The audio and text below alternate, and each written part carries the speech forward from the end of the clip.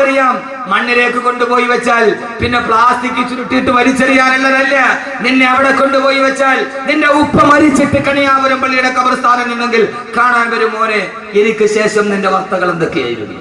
6 അടി മണ്ണിന്റെ ഉള്ളിലിരുന്നിട്ട് വാപ്പയോട് മകൻ സംസാരിക്കുന്ന ദിവസം ഖബറിലെ പ്രഥമ രാത്രിയാണ്. ഖബറിലെ പ്രഥമ രാത്രിയാണ്. അള്ളാഹു നമ്മൾ അവിടെ നന്നാക്കി തരട്ടെ. ഇവിടെ ഈ മൊഞ്ചുണ്ടായിട്ട് കാര്യമില്ല, ഈ തഴമ്പ് ഇവിടെ ഉണ്ടായിട്ട് കാര്യമില്ല. ഈ തഴമ്പ് ആഖിറത്തിലേക്ക് കൊണ്ടുപോകും. അതിന് വിജ്ഞാനം പഠിക്കണം. ഏത് വിജ്ഞാനം? കരിങ്കലിനെ കരയിപ്പിച്ച വിജ്ഞാനം പഠിക്കണം. അവിടേക്ക് നമ്മൾ തുടങ്ങുകയാണ്.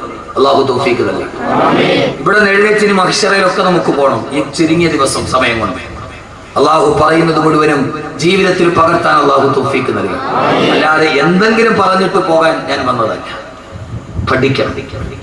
ഇന്ന് നമ്മുടെ ലക്ഷ്യം തെറ്റിപ്പോയി. ദറസിന്റെ പടിവാതിലുകൾ അടയ്ക്കപ്പെട്ടു. എന്തുകൊണ്ടെന്ന് ചോദിച്ചാൽ യൂറോപ്പിനെ നമ്മൾ സ്വീകരിച്ചു. നമ്മളെ വിട്ടു. യൂറോപ്പ് മതി, പടിഞ്ഞാറ് മതി എന്നൊരു ചിന്ത നമുക്കുണ്ടായി.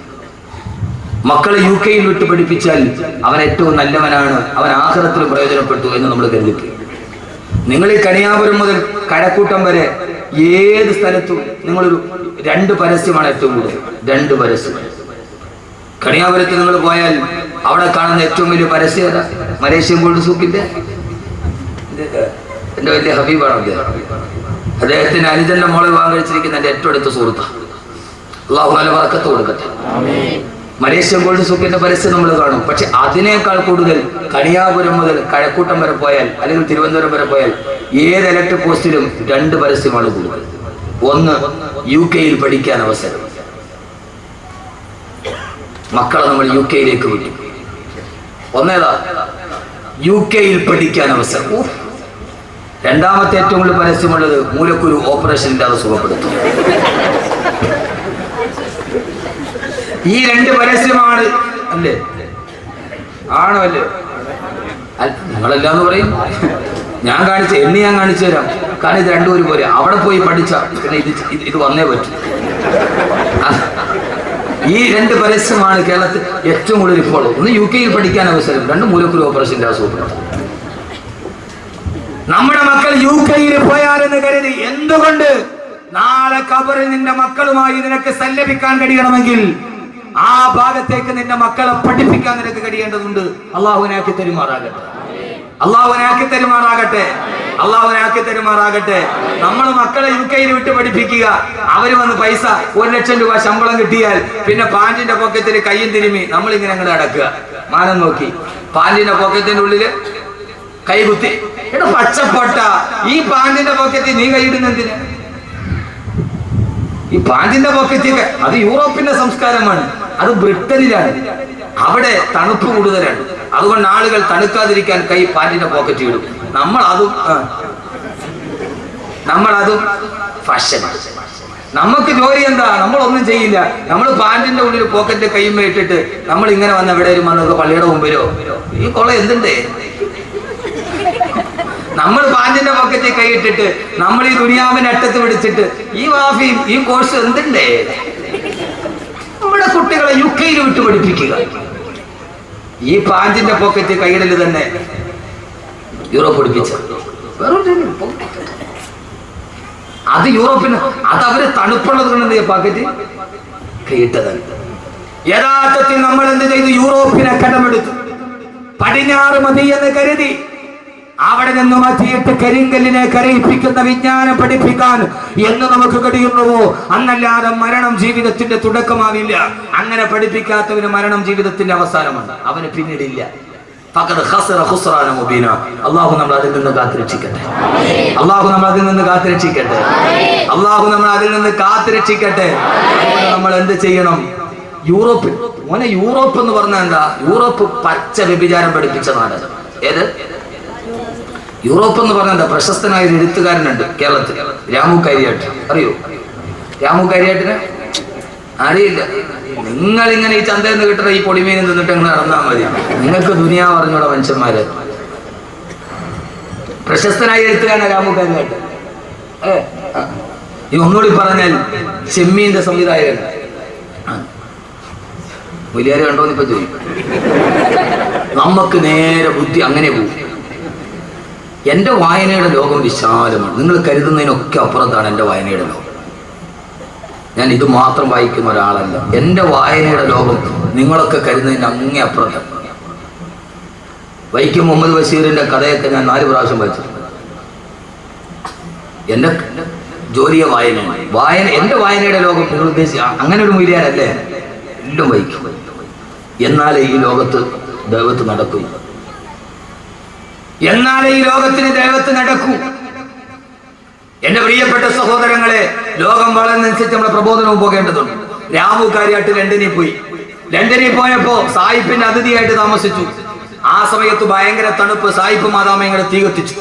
സായിപ്പ് മദാമയും രാമു കാര്യമായിട്ട് കൂടെ തീ കായായിരിക്കുക. അപ്പോ മദാമ് പറഞ്ഞു സായിപ്പിനോട്, സായിപ്പേ എനിക്ക് വല്ലാതെ തണുക്കുന്നു, നിങ്ങൾ എന്നെ ഒന്ന് ചേർത്ത് പിടിക്കാൻ പറഞ്ഞു. അപ്പോ സായിപ്പ് പറഞ്ഞു മദാമയോട്, എനിക്കിപ്പോ നിന്നെ ചേർത്ത് പിടിക്കാനുള്ള മൂടില്ല, രാമുവെ പറ്റുമെങ്കിൽ നീ ഒന്ന് ചേർത്ത് പിടിക്കാൻ. ഇതാണ് യൂറോപ്പ്. കിണിക്കണ ഇതാണ് യൂറോപ്പ്. യഥാർത്ഥത്തിൽ ഇത് മതി എന്ന് നമ്മൾ കരുതി. ആ സമയത്ത് എന്നോട് നിങ്ങൾക്കൊന്നും തോന്നരുത്. നിങ്ങൾ ടെക്നോ പാർക്കിന്റെ പരിസരം മുതൽ ഇങ്ങോട്ട് വരെ നടക്കും. സൗകര്യം കിട്ടുന്നവൻ ആരാണോ? എന്താ മനുഷ്യന്മാരെ നിങ്ങൾ എന്നെ തുറച്ചു നോക്കണത്? എന്താ നിങ്ങൾ എന്നെ തുറച്ചു നോക്കണത്? ധാർമ്മികത നഷ്ടപ്പെട്ടതുണ്ടായപ്പോ എല്ലാരെയും ഞാൻ കുറ്റപ്പെടുത്തുന്നില്ല. ടെക്നോ പാർക്കിൽ നിന്ന് വെള്ളിയാഴ്ച കൃത്യമായി എന്റെ ജുമയിൽ പങ്കെടുക്കാൻ വേണ്ടി വരുന്ന എത്രയോ ചെറുപ്പക്കാരുണ്ട്. ഞാൻ എല്ലാരെയും കുറ്റപ്പെടുത്തുന്നില്ല. ജുമയ്ക്ക് വേണ്ടി മാത്രം അവരെത്തുന്നവർ. സൗകര്യം കിട്ടുന്നത് എന്താണോ? പച്ച വ്യഭിചാരം. ആ വ്യഭിചാരത്തിന്റെ വിജ്ഞാനത്തിലേക്ക് നമ്മുടെ തലമുറയെ നമ്മൾ പറഞ്ഞു വിട്ടപ്പോ, ടെറസിന്റെ പടിവാതിൽ അടിച്ചു കളഞ്ഞപ്പോ എന്റെ പ്രിയപ്പെട്ട ചെറുപ്പക്കാരാ, യൂറോപ്പിന്റെ പച്ച വ്യഭിചാരം ഏത് വ്യഭിചാരമാ? അർജന്റീന ലോകകപ്പിന്റെ ഏറ്റവും വലിയ ഫുട്ബോളറായ ലയണൽ മെസ്സിയെ താരാരാധന നടത്തുന്ന എന്റെ പ്രിയപ്പെട്ട ചെറുപ്പക്കാരാ, ആരാ ലയണൽ മെസ്സി? ആരാ? പച്ച വ്യഭിചാരിയല്ലേ? ആരാ മെസ്സി? ആരാ? പച്ച വ്യഭിചാരിയല്ലേ? ചെറുപ്പക്കാരാ, ലയണൽ മെസ്സിയുടെ ചിത്രവും ടീഷർട്ടിൽ ചേർത്ത് നടക്കുന്ന എന്റെ പ്രിയപ്പെട്ട ചെറുപ്പക്കാരാ, ആരാ മെസ്സി എന്നറിയോ? പച്ച വ്യഭിചാരി. കഴിഞ്ഞ ലോകകപ്പിന് അർജന്റീന തോറ്റ് കഴിഞ്ഞപ്പോ, തോറ്റെന്ന് പറഞ്ഞാൽ അന്തം വിട്ട തോക്കല് തോറ്റപ്പോ, എതിരില്ലാത്ത 4 ഗോളിന് അർജന്റീന തോറ്റു. പിറ്റേ ദിവസം രാവിലെ തന്റെ കാമുകിയുടെ കൈ പിടിച്ചിട്ട് ഹവായ് ദ്വീപിലേക്ക് മെസ്സി ആഘോഷിക്കാൻ പോവുകയാ. എയർപോർട്ടിൽ വെച്ച് തന്റെ അരക്കി പോട്ട് വസ്ത്രമില്ലാത്ത കാമുകിയുടെ കയ്യിൽ പിടിച്ച് ഫോട്ടോയ്ക്ക് പോസ്റ്റ് ചെയ്തപ്പോ, ആരാ മോനെ, ഒരാള് വ്യഭിചരിക്കാൻ പോയാൽ തന്നെ ആരും അറിയാതെ പോകരാ പതിവ്. പക്ഷേ ഞാൻ വ്യഭിചരിക്കാൻ പോവുകയാണെന്ന് കാമുകിയുടെ തോളത്തെ കയ്യിലിട്ടിട്ട് എയർപോർട്ടിൽ വെച്ച് ഫോട്ടോയ്ക്ക് പോസ്റ്റ് ചെയ്ത പച്ച വ്യഭിചാരിയായ മെസ്സിയുടെ സംസ്കാരം, ആ സംസ്കാരം പഠിപ്പിച്ചു നമ്മുടെ മക്കളെ. ഇസ്ലാമിന്റെ യൂറോപ്പിന്റെ സംസ്കാരം പഠിപ്പിച്ചപ്പോ യഥാർത്ഥത്തിൽ മുസ്ലിം ലോകത്തിന് വന്നത് ഇതാണ്. അതല്ല എന്റെ പ്രിയപ്പെട്ട ചെറുപ്പക്കാരാ, എന്റെ പ്രിയപ്പെട്ട സഹോദരങ്ങളോട് ഞാൻ പറയുകയാ, ഏത് വിജ്ഞാനമാ പഠിപ്പിക്കേണ്ടത്? യുകെയിലെ അവസരമല്ല, കരിങ്കല്ലിനെ കരയിപ്പിച്ച വിജ്ഞാനം പഠിപ്പിച്ചു കൊടുക്കണം. കരിങ്കല്ലിനെ കരയിപ്പിച്ച വിജ്ഞാനം പഠിപ്പിക്കണം. ഏടാ കരിങ്കല്ലിനെ പഠിപ്പിച്ച വിജ്ഞാനമേടാ?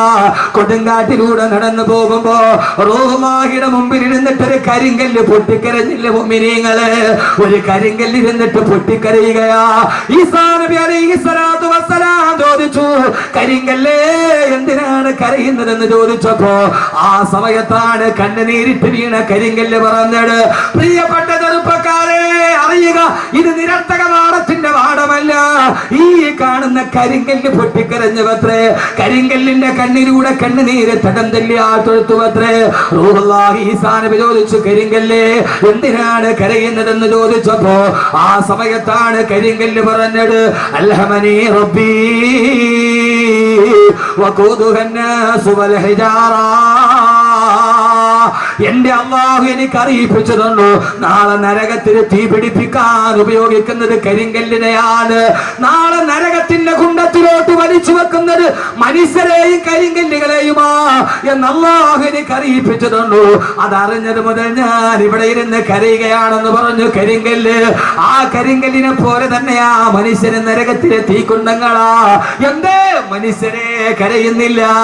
എന്തേ കവളിലൂടെ കണ്ണുനീര് തടം തല്ലിയാത്ത കഴുകുന്നില്ല.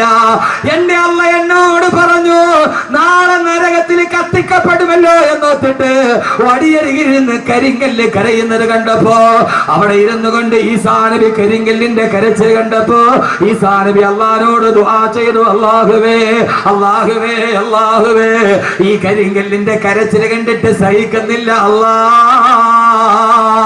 ഇതിന് നീ എന്തെങ്കിലും ഒരു പരിഹാരം ഉണ്ടാക്കണം. അല്ലാഹു പറഞ്ഞു, ഈസാ നബിയെ ആ കരിങ്കല്ലിനോട് പറയുക, അതിനെ മാത്രം ഞാൻ നരകത്തിലിടില്ലെന്ന്. ഈ ഭൂമി ലോകത്തിലെ മുഴുവൻ കരിങ്കല്ലുകളെ നരകത്തിലിട്ട് ആളിക്കത്തുമ്പോ ഈ കരിങ്കല്ലിനെ മാത്രം ഞാൻ നരകത്തിലിടുന്ന് പറയ ഈസാ നബി അലൈഹി സ്വലാത്തു വസ്സലാം ആ കരിങ്കല്ലിന്റെ അരികിൽ ഇരുന്നിട്ട് തടികി തലോടിയിട്ട് പറഞ്ഞു, കല്ലേ കരയണ്ട, കല്ലേ കല്ലേ കരയണ്ട കല്ലേ. ഇതേത് കഥയെന്നറിയോ? മനുഷ്യൻ കരിങ്കല്ലിനെ തടകി ആശ്വസിപ്പിച്ച കഥ. കേൾക്കുക സഹോദരങ്ങളെ, ആ കരിങ്കല്ലിനെ തടകി തലോടിയിട്ട് ഈസാ നബി പറഞ്ഞു, അത്ര കരിങ്കല്ലേ കരയണ്ട കല്ലേ കരയണ്ട കല്ലേ, അല്ലാഹു നിന്നെ മാത്രം നരകത്തിൽ നിന്ന് മോചിപ്പിച്ചിരിക്കുകയാ. ഈസാ നബി നടന്നുപോയി. കുറെ മാസങ്ങൾക്ക് ശേഷം അതിപടി വരുമ്പോ പിന്നെയും ഈ കരിങ്കല്ലിരുന്ന് കരയുകയാണ്. ഈസാ നബി ചോദിച്ചു, അത്ര കരിങ്കല്ലേ എന്തിനാണ് ഇനിയും കരയുന്നതെന്ന് ചോദിച്ചപ്പോ കരിങ്കല്ല് പറഞ്ഞ മറുപടി, ഈസാ നബിയെ ആദ്യം ഞാൻ കരഞ്ഞത് ഖൗഫൻ ലിറബ്ബി, എന്റെ അല്ലാഹുവിന്റെ നരകത്തെ കുറിച്ചുള്ള പേടി കൊണ്ടാ. രണ്ടാമത് ഞാൻ കരഞ്ഞത് ശുക്രൻ ലിറബ്ബി, എന്റെ അല്ലാഹുവിനോടുള്ള നന്ദി രേഖപ്പെടുത്താനാ. എല്ലാ കല്ലുകളും നരകത്തിലോട്ട് വലിച്ചെറിയുമ്പോ എന്നെ മാത്രം നരകത്തിൽ നിന്ന് മോചനം നടത്തിയ എന്റെ റബ്ബിനോടുള്ള നന്ദി കാരണത്താലാണെന്ന് കരിങ്കല്ല് പോലും കരഞ്ഞു പോയെങ്കിൽ ഈ കരിങ്കല്ലിനെ കരയിപ്പിക്കുന്ന വിജ്ഞാനം പഠിക്കണം. ഈ കരിങ്കലിനെ കരയിപ്പിക്കുന്ന വിജ്ഞാനം പഠിക്കണം. ആ വിജ്ഞാനമാണ് എന്റെ മോനെ, റൂഹെന്ന് നിന്റെ കയ്യിൽ നിന്ന് വിട്ടുപോയാൽ, ഈ ശരീരത്തിൽ നിന്ന് ആത്മാവ് പോയാൽ, കരിങ്കല്ലിനെ കരയിപ്പിച്ച വിജ്ഞാനം ഏതെന്നറിയോ? ശരീരത്തിൽ നിന്ന് ആത്മാവ് വിട പറഞ്ഞു പോയാൽ നിന്റെ ശരീരം കൊണ്ടുപോയി 6 അടി മണ്ണിലേക്ക് കുഴിച്ചിട്ട് കഴിഞ്ഞാൽ 3 ദിവസം കഴിഞ്ഞ് നീ തുറന്നു നോക്കുമ്പോ നിന്റെ കണ്ണുകൾ മുഴുവനും അഴുകി മാറിയിട്ട് 2 ഗുഹയാ കാണുന്നതെങ്കിൽ 40 ദിവസം കഴിഞ്ഞ് കണിയാപുരം ഖബർസ്ഥാനില് ഖബറൊന്ന് തുറിച്ചു നോക്കിയാ നിന്റെ എല്ലുകൾ മാത്രമാ കാണുന്നത്. അതോടെ നിന്റെ ജീവിതം അവസാനിക്കുന്നില്ല. അഴുകി പോകുന്ന 6 അടി മണ്ണിന്റെ ഉള്ളിൽ നിന്റെ മാതാപിതാക്കൾ നിന്നെ കാണാനെത്തുമെന്ന്, സ്വർഗത്തിന്റെ മാലാഖമാര് നിന്നെ സന്ദർശിക്കാനെത്തുമെന്ന്. എന്നിട്ട്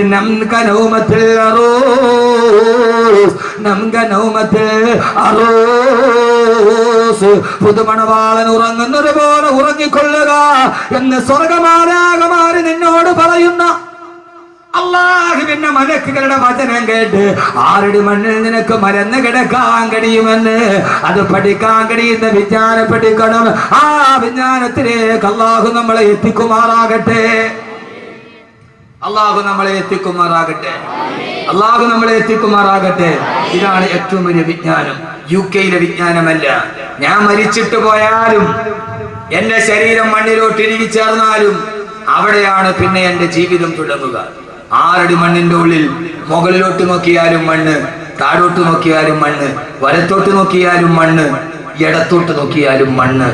ആ മണ്ണിന്റെ ഇടയിൽ തിരിയാനും മറിയാനും കഴിയാത്ത മണ്ണിന്റെ ഉള്ളിൽ കിടന്നിട്ട് ആകാശലോകങ്ങളുടെ വിശാല വിസ്തൃതിയുള്ള സ്വർഗം കാണാൻ കഴിയും. അല്ലാഹു തൗഫീഖ് നൽകട്ടെ. ആമീൻ പറയും. ഉറക്കെ കാശ് കൊടുത്താൽ കിട്ടൂല മോനെ. ഇത് KSFBയുടെ ചിട്ടി അടിച്ചാൽ കിട്ടുന്ന സാധനമല്ല. ഈ സാധനം ഒരാൾക്ക് കിടക്കാൻ ഇടമില്ലാത്ത മണ്ണിൽ മരന്ന് കിടക്കുമ്പോ ആകാശഭൂമികളെക്കാൾ വിശാലമായ സ്വർഗം ഈ 6 അടി മണ്ണിന്റെ ഉള്ളിൽ ഇരുന്നിട്ട് കാണും. അല്ലാഹു തൗഫീഖ്. എന്താ ആമീൻ പറയാത്തെ? അങ്ങനെ കാണാൻ കഴിയണം. എല്ലാവരും കൊണ്ടുപോയി മണ്ണിട്ട് മൂടി. ഇനിയാണ് ജീവിതം തുടങ്ങുന്നത്. എല്ലാം പറയാനായിട്ട് എനിക്ക് സമയമില്ല. ഞാൻ പറയുന്നത് ഖുർആനാണ്. ഫീ ലൗഇൽ ഖുർആൻ കാണാൻ പറ്റൂ? ഇല്ല. ഈ 6 അടി മണ്ണിന്റെ ഉള്ളിൽ ഒരാൾക്ക് കിടക്കാൻ സ്ഥലമില്ല. അവിടെ പിന്നെ ആകാശഭൂമികളുടെ വിശാലതയുള്ള സ്വർഗം അങ്ങനെ കാണും. ഊർലിങ്ങളെ കാണും. ഹൂറിങ്ങളെ കാണും. النار يعرضون عليها غدوا وعشيا ويوم تقوم الساعة أدخلوا آل فرعون أشد العذاب. അല്ലാഹു പറയുകയാണ്, ഖബറിന്റെ ഉള്ളിലേക്ക് അടക്കപ്പെട്ട് കഴിഞ്ഞാൽ ഇത് അഹ്മദ് കബീറിന്റെ വീരവാദമല്ല, അവന്റെ പ്രസംഗത്തിന്റെ കൊടുപ്പ് കൂട്ടാനല്ല. അന്നാറു യുറദൂന അലൈഹാ ഗുദുവൻ വഅശിയാ. ഒരാള് ഖബറിന്റെ ഉള്ളിൽ അടക്കപ്പെട്ടാൽ രാവിലെയും വൈകുന്നേരവും അവൻ സ്വർഗാവകാശിയാണെങ്കിൽ പ്രഭാതത്തിലും പ്രദോഷത്തിലും രാവിലെയും വൈകുന്നേരവും അള്ളാന്റെ മലക്കുകൾ അവനെ സ്വർഗം കാണിച്ചു കൊടുക്കും. അവൻ നരകാവകാശിയാണെങ്കിൽ അള്ളാന്റെ മലക്കുകൾ അവനെ നരകം കാണിച്ചിട്ട് പറയും, എടീ നീ പോകേണ്ട നരകമാണിത്, ഖബറിൽ കിടക്കടാ, ഖബറിൽ കിടക്കടാ, ഖബറിൽ കിടക്കടാ, ഇനി നീ പോകാനുള്ള നരകം ഇതാണെന്ന്. ഖബറിൽ കിടക്കുമ്പോ രാവിലെയും വൈകുന്നേരവും സ്വർഗവും നരകവും ആ ഖബറിന്റെ ഉള്ളിൽ കാണിക്കപ്പെടുമെന്ന് അല്ലാഹുവിന്റെ വിശുദ്ധ ഖുർആൻ. അന്നാറു യുറദൂന അലൈഹാ ഗുദുവൻ വഅശിയ. അവൻ സ്വർഗാവകാശിയാണെങ്കിൽ രാവിലെ മലക്കുകൾ ഖബറിന്റെ ഉള്ളിൽ നടക്കുന്നത് എന്താ? ഖബറിന്റെ ഉള്ളിൽ നടക്കുന്നത് എന്താ? സ്വർഗാവകാശിയാണെങ്കിൽ സ്വർഗം കാണിച്ചിട്ട് പറയും, കണ്ടോ നിനക്ക് പോകാനുള്ള സ്വർഗമാണ്. ആ സ്വർഗത്തിലെ ഹൂർലിങ്ങളെ കാണും. ഇൻഷാ അല്ലാഹ് നിങ്ങൾ ഇരിക്കും, ഞാൻ അടിപൊളി ഹൂർലിനായ ഒരു പെണ്ണിനെ കുറിച്ച് പറഞ്ഞാൽ അവള് 400 കിലോമീറ്റർ അപ്പുറത്ത് നിന്ന് ചിരിച്ചാൽ ആ ചിരി ഇവിടെ കാണാൻ പറ്റും. ആ പെണ്ണിന്റെ കൈ പിടിച്ചിട്ട് പോവാം. ഇൻഷാ അല്ലാഹ് ഇരുന്നാൽ അവസാനം വരെ ഇരുന്ന ആ പെണ്ണിന്റെ പേര് സൈലും പറഞ്ഞാൽ ഇരിക്കൂ, ഇരിക്കും. ആ പെണ്ണിനെ കാണണ്ടേ? അടിപൊളി സ്വർഗത്തിൽ അവളുടെ പേര് സൈഡ് അഡ്രസ് ചെയ്ത് ഞാൻ പറഞ്ഞാൽ കാണണോ? സരിതേ മാതിരി ഒന്നുമല്ല. കേരള മന്ത്രിസഭയെ മറിച്ചിടാൻ ഒരു പെണ്ണിന് പറ്റൂങ്ങി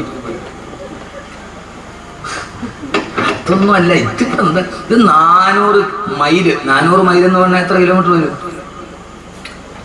400 1 മൈൽ എത്ര കിലോമീറ്ററാ? ഇതെന്ത് മനുഷ്യന്മാരാ. ഇനിയിപ്പോ അത് ഞാൻ പഠിപ്പിച്ചത് 1.5 വരില്ല. 1.6 കിലോമീറ്റർ വരും. 1.6 കിലോമീറ്റർ, 1.5 അല്ല. അപ്പൊ ഏതാണ്ട് 400 മൈൽ അപ്പുറം എന്ന് പറഞ്ഞാൽ ഏതാണ്ട് 500-550 കിലോമീറ്റർ. 550 കിലോമീറ്റർ എന്ന് പറഞ്ഞാൽ കണിയാപുരത്ത് നിന്ന് 550 കിലോമീറ്റർ ഏതാണ്ട് കാസർഗോഡ് സേലം അല്ലേ? 550 അവിടെ എഴുതി വെച്ചിട്ടുണ്ട്. മയിൽക്കുച്ചിയിൽ എഴുതി വെച്ച വിജ്ഞാനമാണത്. എന്റെ കൂടെ പണ്ടൊരു ഡ്രൈവർ ഉണ്ടായിരുന്നു. അവൻ എന്നെ വായിച്ചിട്ട് പറഞ്ഞു, ഉസ്താദെ സലീം 550 കിലോമീറ്റർ. അപ്പൊ ആ പെണ്ണ് സേലത്ത് നിന്നിട്ട് ചിരിച്ചാൽ അവളുടെ ചിരിക്കുന്ന പല്ലിന്റെ പ്രകാശം കണിയാപുരത്ത് കാണും. ഓ, നീ ഇപ്പൊ കൊണ്ടടക്കണ പെണ്ണ് 9 മണിക്ക് അവിടെ പോയിട്ട് ചിരിച്ചോണ്ടിരുന്ന അവള് പ്രൈവറ്റ് ബസ്സിൽ വന്ന് കയറി അതങ്ങോട്ട് പോയാൽ കമ്പിയുടെ ഇടയ്ക്കുള്ള പിന്നെ കാണാൻ പറ്റും. ഇരിക്കും, ഞാൻ പറഞ്ഞാൽ അവസാനം വരെ ഇരിക്കുമല്ലോ. അള്ളാഹു തൗഫീഖ് നൽകി, അള്ളാഹു തൗഫീഖ് നൽകട്ടെ. ആദരവായ പ്രവാചകൻ നബി മുഹമ്മദ് മുസ്തഫ, ഹബീബായ നബി മുഹമ്മദ് മുസ്തഫ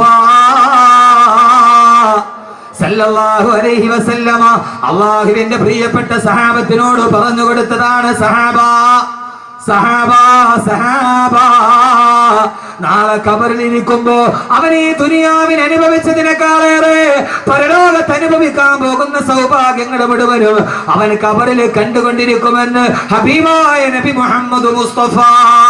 ഖബറിലെ സഹോദരങ്ങളെ ഏകാന്തതയല്ല. ഭാര്യയെ വിട്ടുപോയാലും മക്കളെ വിട്ടിട്ട് പോയാലും എല്ലാവരെയും വിട്ടിട്ട് ഏകാന്തതയുടെ ഖബറിൽ കിടന്നാലും ആ ഖബറിൽ നമ്മൾ ഒറ്റയ്ക്കല്ല, ഒറ്റയ്ക്കല്ല. ആ ഖബറിൽ രാവിലെയും വൈകുന്നേരവും മലക്കുകൾ വരും, സ്വർഗ്ഗഹൂറികൾ വരും. അവര് വന്ന് സന്തോഷത്തോടെ വർത്തമാനങ്ങൾ പറയും. പേടിക്കണ്ട, പേടിക്കണ്ട, ഇനി നീ വരുമ്പോൾ നിനക്ക് അനുഭവിക്കാനുള്ള സ്വർഗമാണിതെന്ന് ആ ഫിറൗനിന്റെ പതനത്തിന്റെ കഥ പറയുമ്പോ അല്ലാഹുവിന്റെ വിശുദ്ധ ഖുർആൻ, അല്ലാഹുവേ ആരുടെ മണ്ണില് മലന്ന് കിടക്കുമ്പോ ആ സമയത്ത് സ്വർഗത്തിന്റെ കാഴ്ച കണ്ട് ചിന്തിക്കാൻ റബ്ബേ നീ ഞങ്ങൾക്ക് അനുഗ്രഹം നൽകണേ തമ്പുരാനെ, ഞങ്ങൾക്ക് അനുഗ്രഹം നൽകണേ തമ്പുരാനെ, ഞങ്ങൾക്ക് അനുഗ്രഹം നൽകണേ തമ്പുരാനെ. അങ്ങനെ കാലാകാലം കാലാകാലം കിടക്കേണ്ടുന്ന ഖബറിൽ കാലാകാലം കിടക്കേണ്ടുന്ന കബറിൽ അങ്ങനെ കഴിയുമ്പോഴാണ്, കുറെ നാള് കബറിൽ കഴിയുമ്പോഴാണ്, കബറിലെ അനുഭവങ്ങളൊക്കെ ധാരാളം പ്രസംഗിച്ചിട്ടുണ്ട്. അങ്ങനെ എല്ലാവരും മരിച്ച് ഏറ്റവും അവസാനം ലോകാവസാനമായി. ലോകം അവസാനിച്ചു. ലോകാവസാനം കേൾക്കാത്ത ആരെങ്കിലും ഉണ്ടോ കൂട്ടത്തിൽ? ഇല്ലല്ല. അവൻ ലോകാവസാനമൊക്കെ നന്നായിട്ട് പഠിച്ചില്ലേ? ലോകം അവസാനിച്ചു. എല്ലാവരും കബറിന്റെ ഉള്ളിൽ കിടക്കുക. എല്ലാവരും എന്ന് പറഞ്ഞ ഞാനും നിങ്ങളും അടക്കമുള്ള സർവ്വ ചരാചരങ്ങളും മണ്ണിന്റെ അടിയിൽ മലനടക്കുക.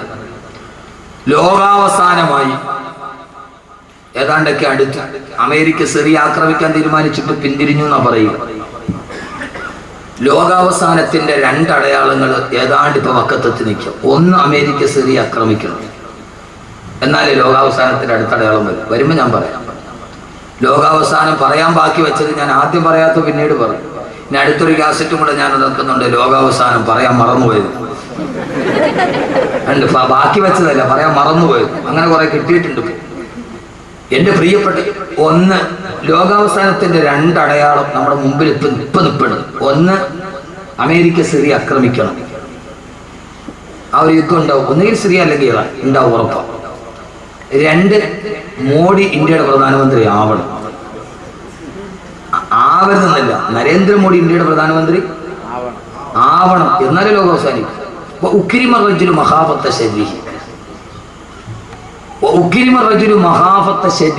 ഒരാളെ, ഒരു നേതാവിനെ ഭയന്നിട്ട് അയാളെ ബഹുമാനിക്കാൻ നമ്മൾ നിർബന്ധിതരാവുക, അത് ലോകാവസാനത്തിന്റെ അടയാളമാണെന്ന് നബി മുഹമ്മദ് മുസ്തഫ. മോഡി ഇന്ത്യയുടെ പ്രധാനമന്ത്രി ആയി എന്ന് കരുതുക. അയാൾ നമ്മുടെ നാട്ടിൽ വന്നാൽ പ്രോട്ടോകോൾ അനുസരിച്ചിട്ട് ഇന്ത്യൻ പ്രൈം മിനിസ്റ്റർ എന്ന രീതിയിൽ അയാൾ ബഹുമാനിക്കാൻ നമ്മൾ ബാധ്യസ്ഥരാണ്, നിർബന്ധിതരാണ്. ലോകം കണ്ട, ഹിറ്റ്ലർ കഴിഞ്ഞാൽ ലോകം കണ്ട ഏറ്റവും വലിയ ക്രൂരനായ മനുഷ്യൻ നരേന്ദ്രമോദി. ഹിറ്റ്ലർ കണ്ട, ഹിറ്റ്ലറിനേക്കാൾ ഹിറ്റ്ലറുടെ പ്രേതം ഇന്ത്യയിൽ വന്നതാണ് മോദി. ഹിറ്റ്ലറുടെ പ്രേതം ഇന്ത്യയിൽ വന്നതാണ് മോദി. ആ പ്രേതം കയറി കൂടിയ ശരീരമാണ് മോദിയുടെ ശരീരം. അയാൾ പ്രധാനമന്ത്രി ആയാലേ ലോകാവസാനത്തിന്റെ അടയാളം ആവും. അതുകൊണ്ട് നിങ്ങൾ നമുക്ക് പേടിക്കണ്ട. നമ്മൾ പറഞ്ഞിടത്തേക്ക് കാര്യങ്ങൾ വരികയാണ്. നമ്മൾ പറഞ്ഞിടത്തേക്ക് മോഡി പ്രധാനമന്ത്രിയായി നോക്കി ഇന്ത്യയിൽ മുസ്ലിമീങ്ങൾ ആരും കുറഞ്ഞു പോകില്ല. ഫിർഔനിന്റെ കൊട്ടാരത്തിൽ ജനിച്ചവനാണ് മൂസ. ആ മൂസയുടെ അനുയായികളാണ്. ഫിർഔന്റെ ജനിച്ച ഉടനെ തല കൊയ്യാൻ പോയവന്റെ കൊട്ടാരത്തിൽ ജനിച്ച കരീമുല്ലാഹി മൂസാ നബിയുടെ ദീനാണ് നമ്മുടെ ദീൻ. അപ്പൊ അതുകൊണ്ട് അക്കാര്യത്തിലൊന്നും ആരും പേടിക്കേണ്ട ഒരു കാര്യമില്ല. ലോകാവസാനം ഏതായാലും ഉറപ്പാണ്. ഒരടയാളമാണ് ഞാൻ പറഞ്ഞുതരാം. പറഞ്ഞതോ? അത് പറയാൻ മറന്നുപോയാലും പറയണം. ഒന്നുകൂടി പറയണോ? അമേരിക്കയുടെ സർവ്വ സേനാ ക്യാമ്പുകളും സൈനിക ക്യാമ്പുകളും ടൈഗ്രീസിന്റെയും യൂഫ്രട്ടീസിന്റെയും തീരത്ത്. ഞാനത് അവനെ വെറുതെ പറഞ്ഞിട്ട് പോകാൻ വന്നതല്ല, വെറുതെ ചിരിച്ചു കളിച്ചു പോകാനാണെങ്കിലും ഓക്കെ. പക്ഷേ 2 മണിക്കൂർ കൊണ്ടൊരു മാറ്റം ഉണ്ടാവും. അമേരിക്കയുടെ ഈ സഖ്യകക്ഷികളുടെ ഈ സർവ്വ സൈനിക ക്യാമ്പുകളും യൂഫ്രട്ടീസ് നദിയുടെയും ടൈഗ്രീസ് നദിയുടെയും തീരത്താണ്. പെണ്ണാങ്കോല മനസ്സിലാവുന്നുണ്ടോ? എന്ത് യൂഫ്രട്ടീസ്, എന്ത് യൂഫ്രട്ടീസ്?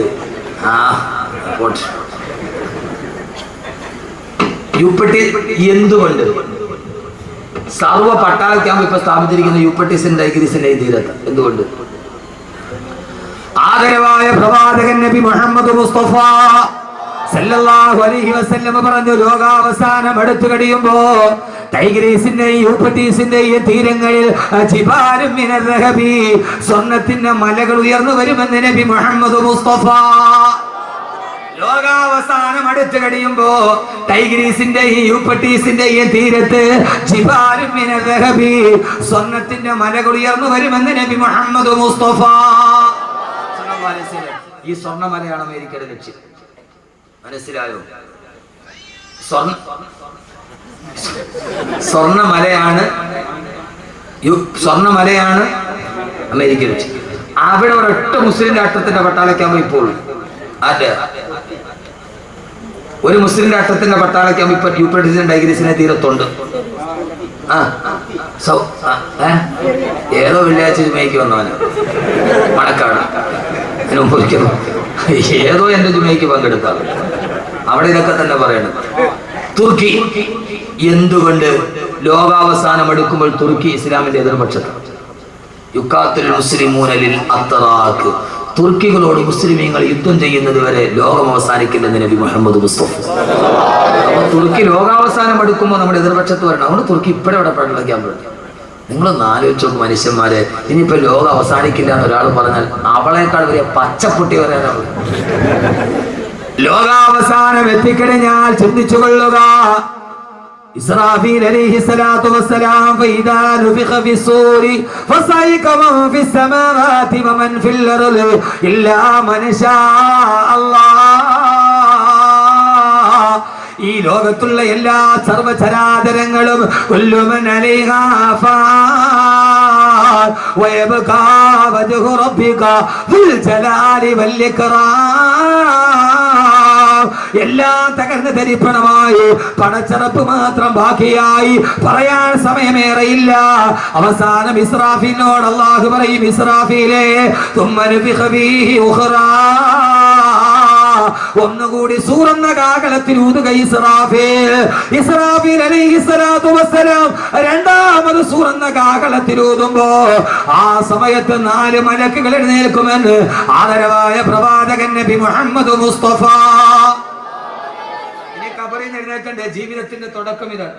രണ്ടാമത് ഇസ്രാഫീൽ അലൈഹിസ്സലാത്തു വസ്സലാം സൂറന്ന കാഹളത്തിൽ ഊതി കഴിയുമ്പോ 4 മലക്കുകളുടെ മരണത്തോടെ അവസാനിച്ച ജീവിതം തുടങ്ങാൻ പോവുകയാണ്. ആ സമയത്ത് എഴുന്നേറ്റ് 4 മലക്കുകൾ ചോദിക്കും, അല്ലാഹുവേ അല്ലാഹുവേ അല്ലാഹുവേ, പരലോകം തുടങ്ങി. അല്ലാഹുവേ എവിടെയാണ് അല്ലാഹുവേ? ഐനൻ നബിയുൽ മുസ്തഫ, ഹബീബായ നബി എവിടെ? ഹബീബായ നബി എവിടെ? ഈ ലോകം ഒടുങ്ങിയാലും ആദ്യത്തെ അന്വേഷണം എവിടെയെന്നറിയോ? മദീനയുടെ റൗളയുടെ നായകൻ എവിടെ? അല്ലാഹു പറയും, മലായികത്തുകളെ, ഈ തകർന്നു കിടക്കുന്ന ഭാഗത്ത് ഒരു പ്രകാശം വരുന്നത് കണ്ടോ? അവിടെയാണ് ഖബറുൻ നബിയിൽ മുസ്തഫ. അവിടെയാണ് മുസ്തഫായ നബിയുടെ ഖബറുള്ളത്. പരലോകത്തിന്റെ തുടക്കമാണ് ഞാൻ പറയുന്നത്. മരണം ജീവിതത്തിന്റെ തുടക്കമാണ്. അതീ ജീവിതത്തിന്റെ തുടക്കം ഇങ്ങനെയാണ്. ആ ജീവിതത്തിന്റെ തുടക്കമാണ് പറയുക.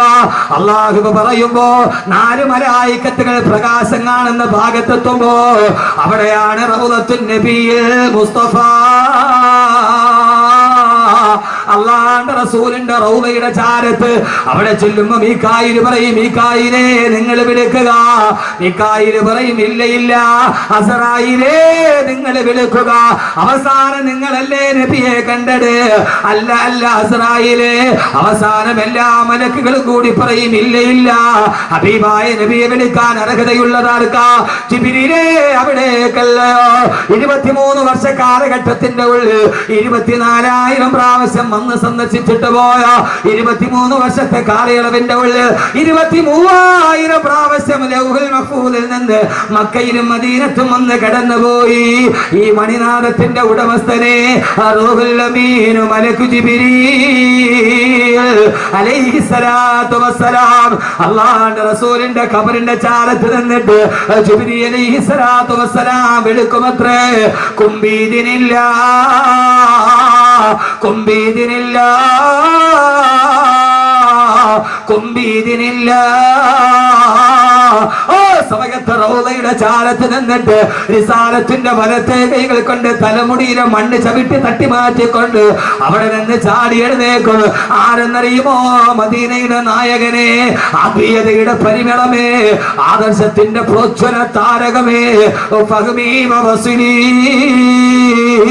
വാഹിദു യദി ഇൻഷാഅല്ലാഹ് മുഹമ്മദുർ റസൂലുള്ളാഹ്. അല്ലാഹുവിന്റെ റസൂൽ ചാടി എഴുന്നേൽക്കലായി. ഹബീബായ നബി തങ്ങൾ വരുമ്പോ അല്ലാഹ്